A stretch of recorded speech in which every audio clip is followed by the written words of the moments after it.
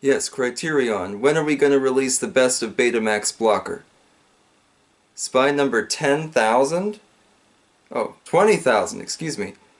Well, I knew sooner or later you'd run out of movies. Alright, thank you. Just sealed the deal with Criterion. Speaking of which, today I thought I'd show off my November haul.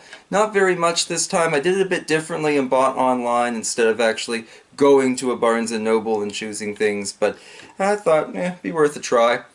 I actually wanted to start with something I didn't buy at Barnes & Noble. I found Orson Welles' Chimes at Midnight, spine number 830, at my local Salvation Army thrift store. So his 1966 Shakespearean story here. I've never actually seen it before. 2-disc set. It came with this cool little card that's mostly in German. Thought that was kind of neat. But yeah, you don't see them at thrift stores too often. I think in the 15 years it's been open, I've seen maybe 2 or 3 there. So this was a really nice find. $3 for a used Criterion. I'm not going to turn it down. I've never seen Chimes at Midnight. I'm not a big fan of Orson Welles' other Shakespearean work like Othello, but I think maybe with I think Chimes at Midnight will be a fun watch. I'm excited to see it. Now here are the ones I ordered from barnesandnoble.com. We'll go in spine number order. Number 214, The Devil and Daniel Webster. Great film. Kind of a Faustian fantasy story there. The devil, a succubus. Daniel Webster, played by Edward Arnold. Great orator. Good film to look at for early 40s horror, like anti-devil kind of horror. I've had it on VHS for a very, very long time. This is the beat-up old VHS tape I've had. So it was nice to finally make the upgrade after years of saying, oh, I'll get it someday. You know, this is an older release, as you can see here too. It doesn't have like the C logo at the top. It has the older text and the old style spine and everything. I don't think it's been reissued anytime soon, but glad I finally have it. Such a fun movie. Next up, spine number 495, The Golden Age of Television. Several different TV kinescopes from the 1950s. Oops, one of them fell out. There we go. That was unexpected. I hope it's not damaged. If you could take a look there. Got some good ones on there too. Marty, Patterns, No Time for Sergeants, A Wind from the South, Bang the Drum Slowly, Requiem for a Heavyweight, The Comedian, and Days of Wine and Roses. I've seen Marty. This is the original Marty, not the one with Ernest Borgnine, the one with Rod Steiger. And I have, I think I showed this off in my MGM Big Box video, the Days of Wine and Roses here, the original one with Cliff Robertson. I'm not a big fan of this. I like the feature film better, but it'll be nice to have a better copy. That kind of thing. Pretty cool. Love 1950s TV, especially Westinghouse Studio One, so I think I'll get a lot out of this set. Last summer, I bought Hexen, which I just watched for the first time last Halloween. I thought was really good, so this time I thought I'll buy the one I passed on in favor of Hexen, another Swedish horror film from 1921, The Phantom Carriage. Directed by the great Victor Seastrom. He directed one of the finest silent films ever made, 1928's The Wind, a movie that's been completely forgotten today. Such a great movie, and it's just drifted off into obscurity. But The Phantom Carriage, I've heard good things about it. I've never seen it. I know it's a New Year's film, so I think I'm going to save it and watch it. Maybe my first movie of 2023, or my last one of 2022. So I'm excited. Love silent film.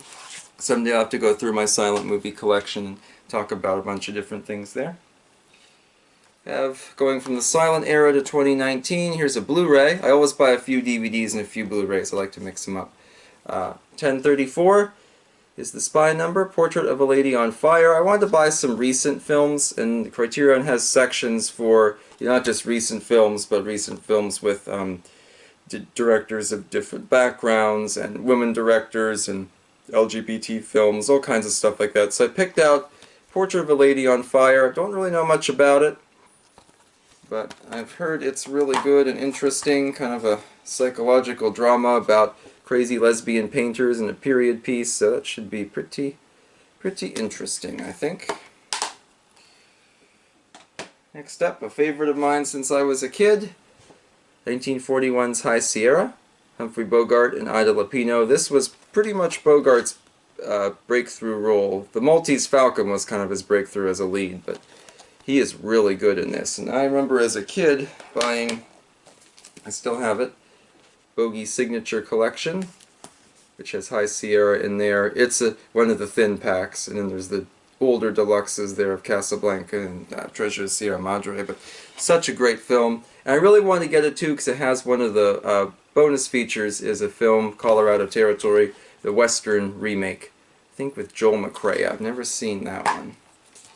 So there's Ida Lupino. She gets top billing, but this is very much Bogart's film. She's great in it too, though. But this was a great film, a must-have for any Bogey fan. And a lot of good stuff there. And Donald McBride in a serious supporting role. Who would have thought? And then we have another newer one. I wanted to get something like from 2020 or the early 2020s here, so I bought Dick Johnson is Dead, kind of a dark comedy about Alzheimer's disease. I don't know much about it. Popped up in my recommended there, and I thought, it looks interesting. Could be pretty cool. If anyone knows anything about it, let me know. I've worked with family members who had Alzheimer's as a caretaker, so I bought it on the pretext that maybe it could be kind of relatable. I don't know. And last, but definitely not least, Spy Number 1153, one of my favorites of all time, Arsenic and Old Lace. I have so many different copies of this movie. I have it on VHS and DVD. I absolutely love it. It's one of my favorites. I cannot count the number of times I've run up a staircase and yelled, "Charge!" So you know it's gotta be on my Criterion list. Something I forgot to show off, I even have the colorized version on VHS. I think I actually left this out of my colorized movie video that I made a long time ago. So I don't know how I forgot it, but great stuff. And the Blu-ray here, Cary Grant is phenomenal in that. So, not a Brewster, but a son of a sea cook. So please do share Criterion titles that you really like or that you bought. I always mix them up some, DVDs and Blu-rays, ones I've heard about, ones I kind of know about, stuff I'm not familiar with at all, and by year and so on. I like to have a big mixture, but I'm only a dilettante when it comes to the Criterion world. You know, I don't have a collection that's going to break any records or anything like that, but that's okay. Just my chance to feel high-end. So, join me next time. We'll talk more about Sail on Sailor, and we'll also get a concert review for the Beach Boys with the Holiday Vibrations Orchestra. Thanks for watching. Hope to see you again soon.